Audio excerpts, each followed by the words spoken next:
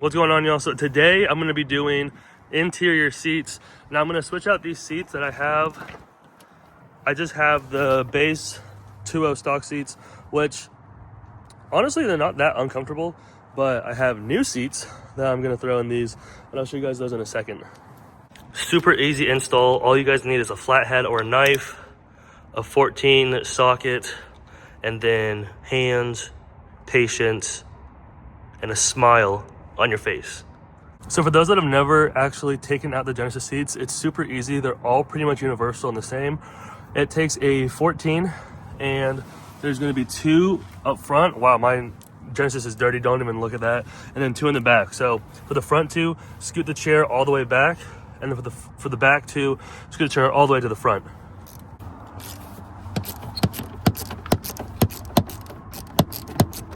All right, so just like that, the front 2 are out. It's currently 5:05. We'll see how long it takes me to take this one and the front out and then put the new ones in. Okay, so I forgot, and I wanted to show you guys these because I feel like when this stuff happens to me and I look up for a video, they never show this part.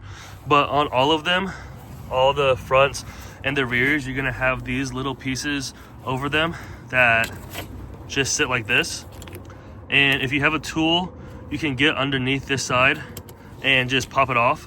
But because I don't, and because I am not a mechanic, I don't actually ever use these, and they kind of just get in the way. So I pull on one side like I was here, and then eventually it pops off like that.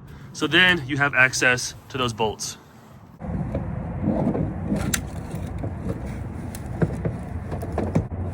Oh yeah.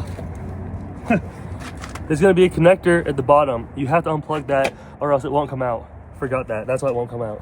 Okay, so you're gonna have this one here, they need to disconnect, and then this one here, you're gonna need to disconnect as well. I think it's easiest to get a screwdriver and to push down right there in the middle, and then they come apart. Same thing with this one as well, if you can see it. This is probably the worst part. Okay, seat's finally out. This is also gonna be a great time if you guys need to vacuum or get anything, do it now, I recommend. I will say too, so this has it's almost a zip tie right here at the bottom that you'll need to clip to release this part.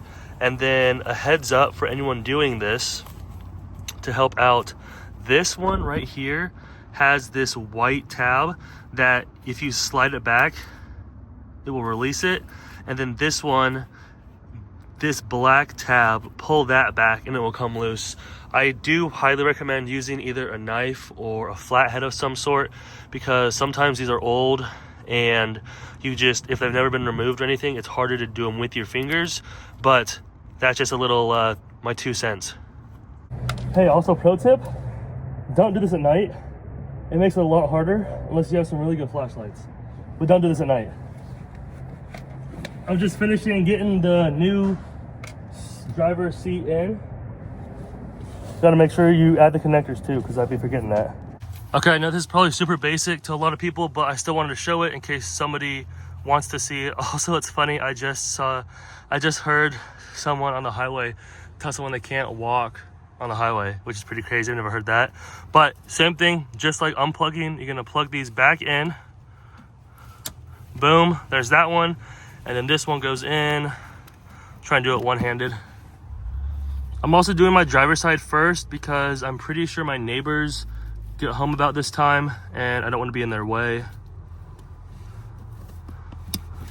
Bada bing, bada boom. That one is in and this one is in.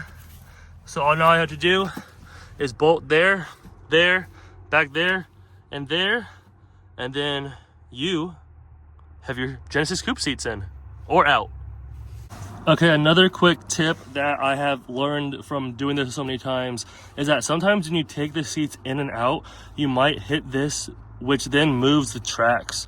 So sometimes this one might line up and that one might not, or vice versa, or sometimes the back might line up but the front won't.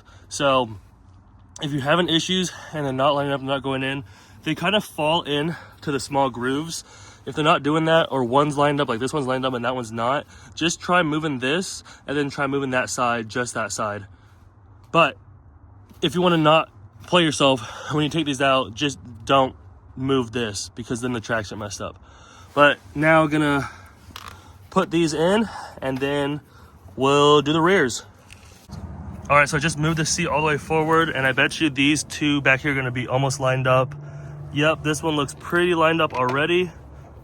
And look at that, goes right in. Let's see if this one is. Yes, sir. Boom. This one is in as well. Look at that. Look at that. How beautiful is that? Again, if I haven't said it already, don't do this at night. Don't do this at night. I promise you it makes it 10 times harder.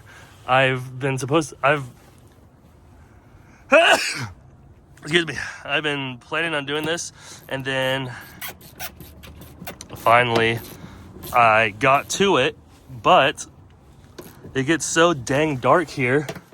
It gets dark at pretty much 5 o'clock. So when I was done doing my other work, only time I had, but it's okay because it was worth it. I'm not gonna reveal it yet. I'm gonna do the other side. But like I said, I wanna get this side done first because my neighbors are probably gonna be home and they park right there. So I'm gonna go to the other side. I won't show you guys it because it's really the same process, but I'll show you once they're in. So in 3, 2, 1. All right, another little pro tip is when you're cutting this piece off, if you don't have a knife or anything, they're usually brittle enough. So I take the end of my flathead sometimes and I just go to work and go boom and go right through it, and then it'll break because it's super old and brittle. And then your thing pops off. Yo, those look sick. I think these upgrade the interior so much. Now this looks like an R-Spec instead of a base. I'll go ahead and show you guys the other side. Oh yeah, super sick. I'm gonna go turn the car on, make sure none of the dash lights come on for any airbags or anything. And then honestly, I think I'm gonna celebrate by taking it for a little drive and just enjoying, because these seats are way different. The side bolsters are a lot higher, as well as these ones. So they really hold you in snug. I'm 6'1", about 215, and I really enjoy these seats. I know some people, they're a little snug, but I think for the average person, it should be pretty good. So highly recommend these ones. I preferred these ones because of the shape of the seats more than the 2013s, but I wish these ones were the opposite, because the 2013s have leather on the outside and more of a cloth on the inside, on like the inner piece. And then for the 14s through 16s, they switched them so they have the leather on the middle, more the cloth on the outsides.